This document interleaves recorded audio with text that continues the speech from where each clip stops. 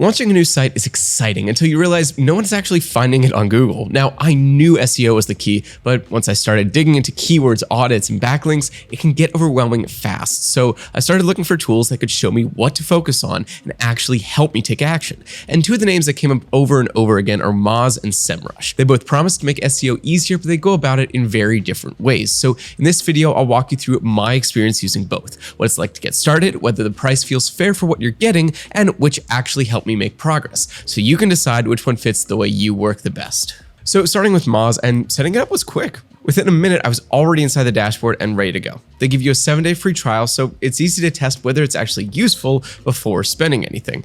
And the dashboard just makes sense. Everything important, site audits, keyword research, rank tracking, it was all right there without me having to hunt for it. If you ever opened up software and felt completely lost, Moz goes out of its way to avoid that. And I also tried their MozBar Chrome extension.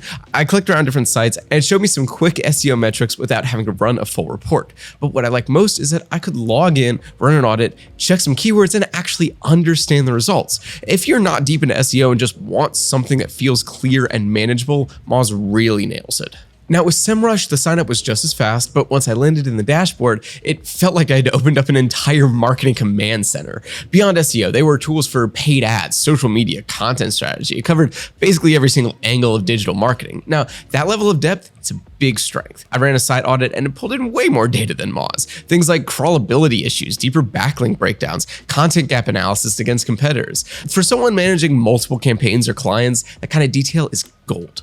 But the flip side of that is that it can feel overwhelming if SEO isn't your full-time job. The reports are loaded with technical terms. It took me a lot longer to figure out what actually mattered. It's not that it's unusable by any means. It's just built with advanced users and larger teams in mind. So Semrush definitely shines if you want the most comprehensive toolkit and you're ready to put the time in to learn it. But if your main focus is just getting a site ranking better without wading through layers of data, it may be more than you need. And when it comes to pricing, the gap between these two gets a lot clearer. Moz starts at $49 a month for the entry plan, or $39 if you pay annually. The standard plan is $99 monthly and $79 if billed yearly, and that already includes the core things most people need: keyword research, link analysis, site audits, rank tracking, no add-ons or hidden extras. For a solo user or small team, it felt fair. Semrush, on the other hand, starts at $117 a month for their pro plan, more than double Moz's entry price, and that's just for one user. If you want to add more seats, you're looking at an extra cost of $45 per person. And once you get into their higher tiers like Guru or Business, that price can shoot past $400 a month. Now, to be fair, Semrush does cover way more than SEO, so you're paying for a broader set of tools. But if your focus is search visibility and you're trying to stay budget conscious, Moz ends up being the more approachable option by a long shot.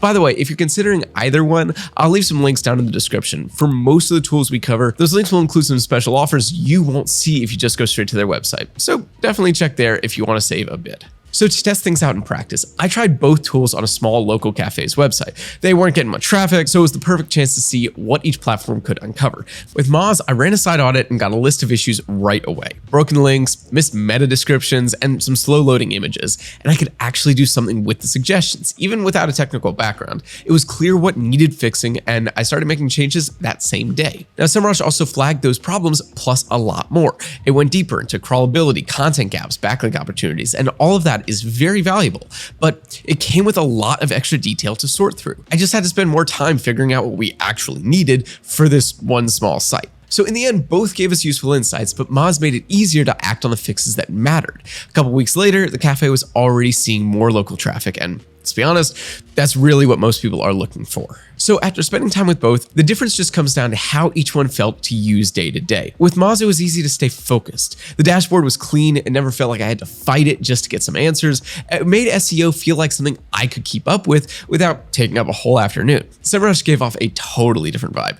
It's built to be that all-in-one marketing platform, and it lives up to that. But that also meant that every time I opened it, I had to set aside more time to really dig in. It wasn't a quick check-in tool. It's a full-on session. So how much time and attention do you want to give to SEO? Because one keeps it simple, the other pulls you in deep. Because in the end, I kept coming back to Moz because it was the one that I could just open up, run a check, and walk away with steps I felt comfortable about right then. And the pricing also made it easier to justify. I didn't feel like I was overspending for what I didn't need. Now, that's not to say Semrush isn't great. It's incredibly powerful. And if you're managing multiple clients or running campaigns across different channels, it can do a lot more. But for me, and I think most people who just want to get their site ranking better, Moz hit that sweet spot. The clarity I needed without extra complexity. And if you do decide to try either Moz or Semrush, make sure to use those links in the description. That's where you'll find the best deals, usually better than what you get signing up directly on their site. Also, if you're interested in working with us or sponsoring a future video, you can reach out using the email in the description. As always, I enjoy hearing your thoughts, so feel free to leave any questions or comments down below, and I will do my best to get back to you. If this video helped you out, please go ahead, leave it a like, and subscribe for more reviews like this. Otherwise, thanks so much for watching, and I will see you in the next one.